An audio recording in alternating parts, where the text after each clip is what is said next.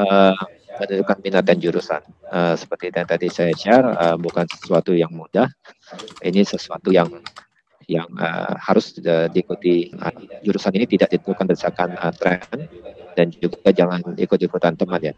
Cuman seperti yang saya katakan tadi, ini banyak hal-hal yang seperti ini yang bagi saya kita selalu baca, kita sebagai orang tua tahu bahwa kita tidak boleh mengikuti tren, tidak boleh menasihati anak kita tidak ikut-ikutan teman, tapi dalam realitanya saya juga masih banyak melihat bahwa banyak ketemu siswa-siswa yang kelihatannya apapun yang dipilihnya itu masih dipengaruhi oleh hal-hal di luar dirinya sendiri. Gitu.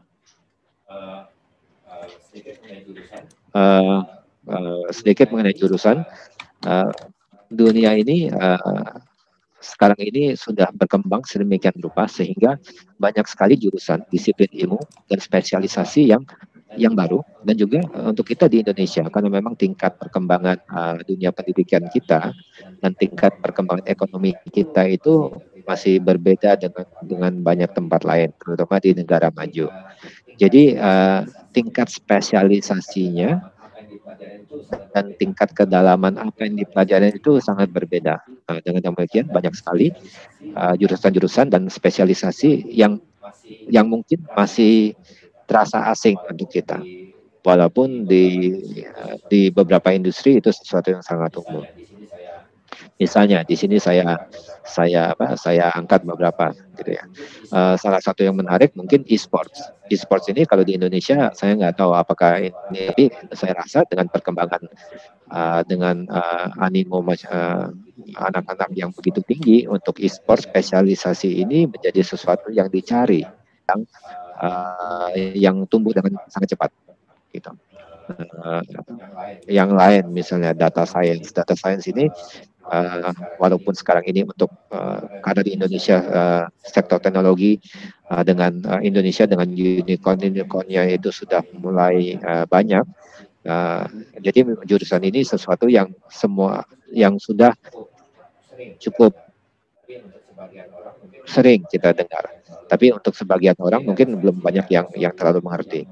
Jadi data science ini adalah suatu ilmu yang mempelajari berdasarkan data ya yang dikumpulkan, itu mempelajari tren dan bagaimana memanfaatkan data yang besar. Nah, data science ini sebetulnya juga mengkomunikasikan beberapa hal ya.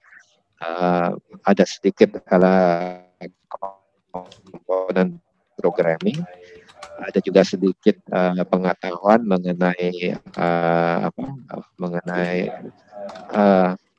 harus pula dikomunikasikan dengan yang disebut domain expertise. Jadi hal-hal yang berhubungan dengan industri tersebut secara spesifik. Misalnya apa? Misalnya kalau kita bicara mengenai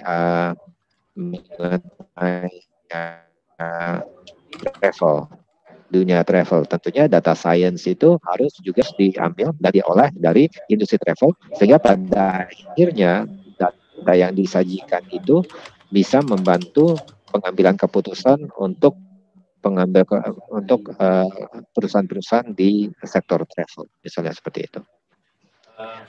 Ya, pada akhirnya saya pikir ya minat, bakat, batasan dan kesempatan itu ini adalah 4 faktor yang akan sangat menentukan jurusan dan universitas yang terbaik untuk seorang siswa.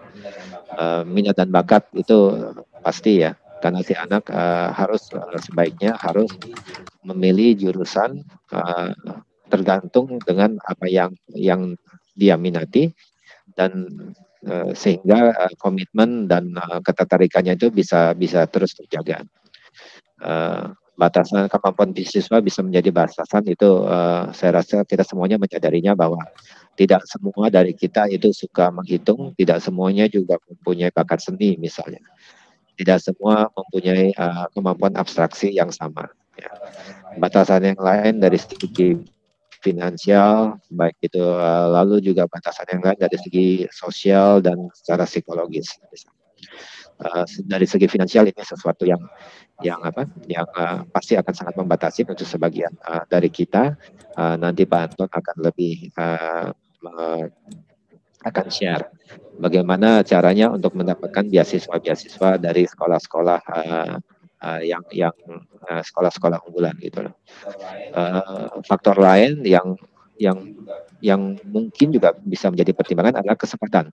Kalau misalnya memang bisa diakurkan antara minat dan bakat siswa dengan apa yang kita baca menjadi tren misalnya.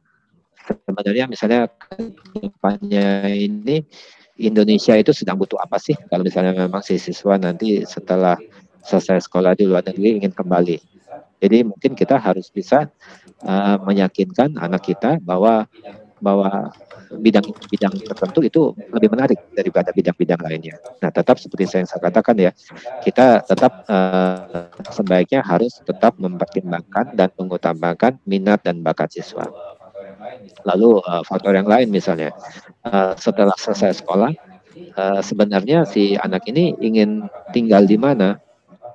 Apakah dia ingin kembali ke Indonesia atau dia ingin kembali atau dia ingin menetap di negara di mana dia belajar, atau dia ingin misalnya kalau misalnya kita bisa melihat dan setuju bahwa Cina di waktu yang akan datang menjadi suatu negara yang dominan, mungkin si anak bisa mempunyai ketertarikan tertentu untuk bisa setelah sekolahnya untuk bisa menetap di Cina misalnya.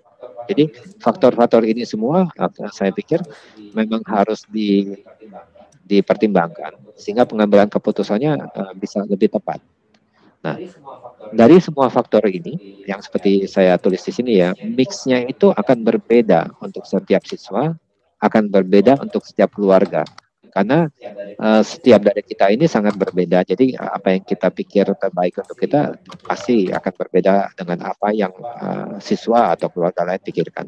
Nah, ini yang kita harus selalu komunikasikan, dan dialog ini yang harus selalu terjadi dengan anak-anak kita semua, sehingga pengambilan keputusannya itu bisa dilakukan dengan tepat.